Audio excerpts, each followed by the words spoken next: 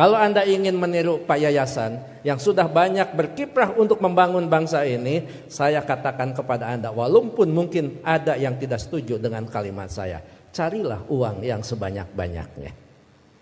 Kenapa? Ini bangunan dibangun dengan uang. SPP bisa murah karena ketua yayasan banyak uang. Dosen yang 10, mahasiswa 1, kenapa bisa hidup? Karena dia punya uang. Ambil, cari uang yang sebanyak-banyaknya. Semuanya terdiam kan? Karena semuanya tidak setuju, dia akan mengatakan, Anda akan mengatakan kepada saya, Pak Uman boleh uang cari, tetapi kan segalanya, uang bukan segalanya. Saya setuju, uang bukan segalanya, tetapi kenyataan hidup segalanya butuh uang.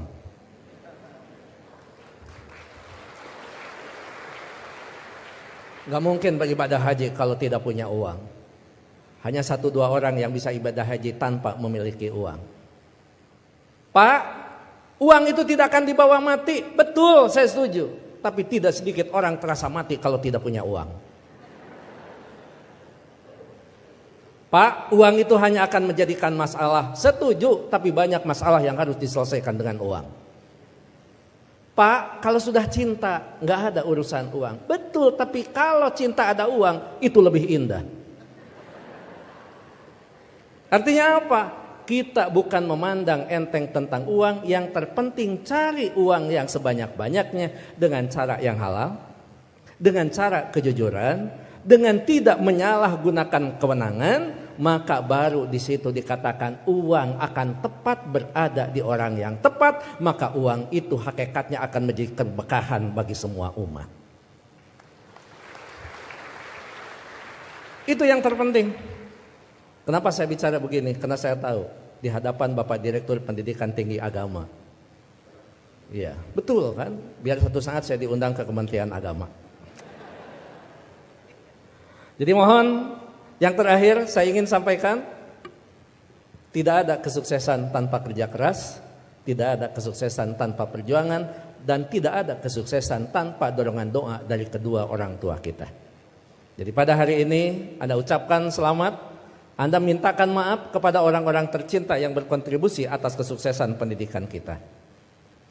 Hati-hati memperlakukan kedua orang tua. Saya tahu di sini ada master hukum, saya tahu di sini ada master manajemen, saya tahu banyak prodi yang ada di sini dan memiliki tata kelola yang sangat baik, maka itu salah satunya didukung oleh perilaku Anda setelah lulus. Pada saat Anda berinteraksi dengan kedua orang tua, jangan menggunakan pasal hukum. Pada saat ibu mengatakan, saya mau ketemu, kamu pulang, maka Anda akan mengatakan, Mah, tidak boleh memaksa karena ada pasal hukumnya. Enggak ada itu, tidak berlaku untuk kedua orang tua. Pada saat Anda diminta membantu kedua orang tua, Anda jangan menggunakan manajemen yang efektif. Tidak ada manajemen dalam hubungan dengan orang tua kecuali penghargaan, penghormatan, dan tempatkan dia sebagai di tempat yang paling sempurna sebagai kedua orang tua kita. Saya hanya ingin mengulang dengan cerita yang lama, tetapi ternyata ini memberikan sebuah inspirasi bagi kita. Mohon maaf, saya pernah jadi seorang pejabat. Pada saat saya sedang rapat, saya ditelepon oleh keponakan saya dan menyatakan ibu saya dalam keadaan sakit. Kemudian saya balas telepon itu dengan sebuah ungkapan yang agak sedikit sombong. Tolong cepat bawa ke dokter dan nanti uangnya akan saya transfer.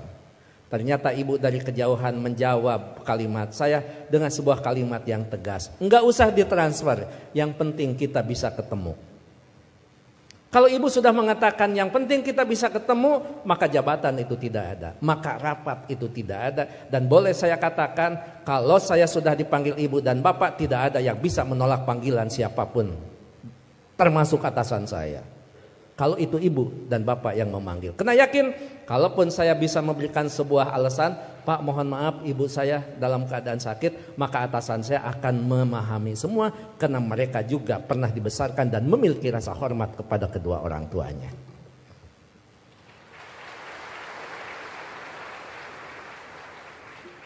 Pukul 8:30 malam saya pulang.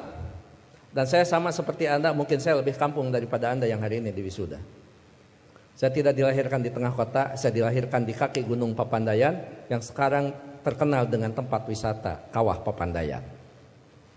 3 jam saya sampai di rumah, setengah 12 saya sampai di rumah. Ternyata ibu dalam keadaan segar bugar, tetapi saya tidak menunjukkan perasaan suudon kepada ibu. Kenapa? Ternyata di situ ada hikmah. Bagi seorang ibu dan bapak dalam keadaan sakit, kemudian dia menunggu anaknya terkasih dan tersayang, maka pada saat dia bertemu, maka kehadirannya lebih mujarab daripada obat yang diberikan oleh seorang dokter. Catat itu. Ibu tidak hanya menunjukkan segar dan bugar, tapi ibu juga tetap memperhatikan kesukaan makanan anaknya. Saya dimasakkan sayur kacang merah, saya digorengkan asin peda, saya dibuatkan sambal terasi, dan saya juga dibakarkan pete. Setengah 12 malam, coba bayangkan ada sayur kacang merah, nasi putih, bakar pete, dan belum peda ditambah sambal terasi. Boleh dibayangkan setelah wisuda. Setengah 12 malam saya disuguhi makanan itu, maka tidak ada kalimat yang bisa diucapkan kepada ibu selain mengucapkan terima kasih.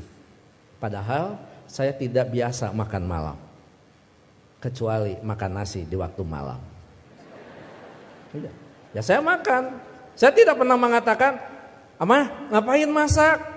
Kan kata dokter paling tidak 3 jam sebelum tidur kita boleh makan." Ini mau tidur setengah 12, ngapain masak? Bagaimana perasaan ibu pada saat seorang anak yang dia tunggu, yang dia masakan, kemudian anak berargumentasi dengan sebuah ilmu di mana ibu tidak paham tentang ilmu itu. Menyakitkan. Iya, saya makan dan saya berdoa mudah-mudahan ini jadi obat. Begitu saya lirik dari sudut mata saya, ibu kelihatan bahagia. Kenapa? Makanan yang dia pasak itu betul-betul dimakan oleh anaknya. Begitu selesai makan, saya mengatakan kepada ibu, "Amah, mohon maaf, ini makanan sangat enak, terima kasih. Tapi mohon maaf besok tidak akan pulang siang karena ada pekerjaan yang tersisa. Kemungkinan saya pulang sebelum sholat subuh." Ibu dengan bijak mengatakan, "Enggak apa-apa. Yang penting kita sudah ketemu. Sok istirahat." Saya sambil dituntun dibawa ke kamar. Setelah di kamar saya diselimuti. Ibu lupa kalau anaknya adalah seorang profesor. Ayo tepuk tangan. Itulah ibu. Jadi Anda mohon maaf baru juga ahli madya ya. Ahli madya ibu mau nyelimutin. Ngapain? Ini baru diwisuda. Ada yang lebih tinggi lagi, masa mah disimutin, ini tekan sarjana. Nggak ada di depan orang tua itu, jangankan ahli madya, sarjana, master, doktor, seorang profesor di hadapan ibu, di hadapan bapak, tetap kita adalah seorang anak yang perlu menghormati mereka.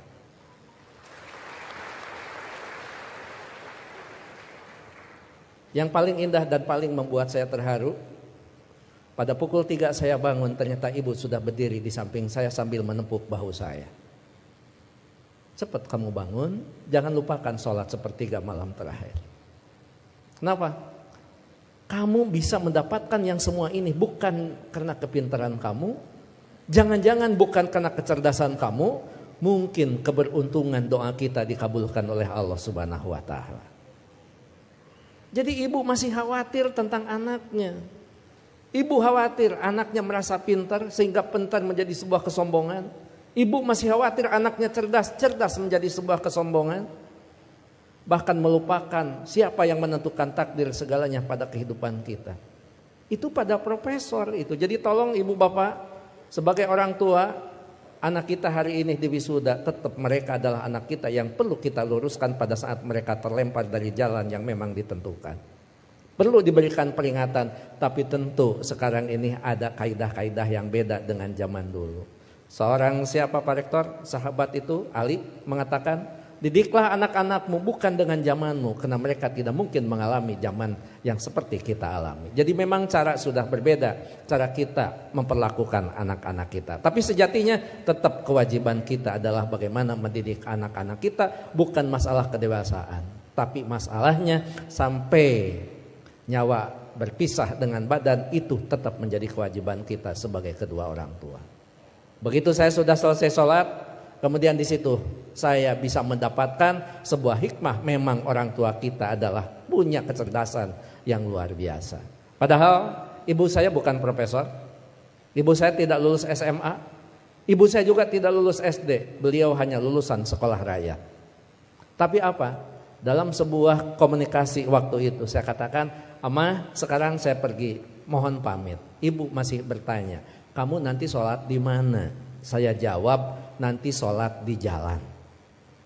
Ibu langsung mengkritisi kalimat saya, "Jangan suka sholat di jalan, ketabrak mobil." Itu kata ibu itu. Terus saya mikir, emang juga, emang benar masa sholat di jalan? Saya katakan, enggak, maksudnya sholat di masjid di jalan.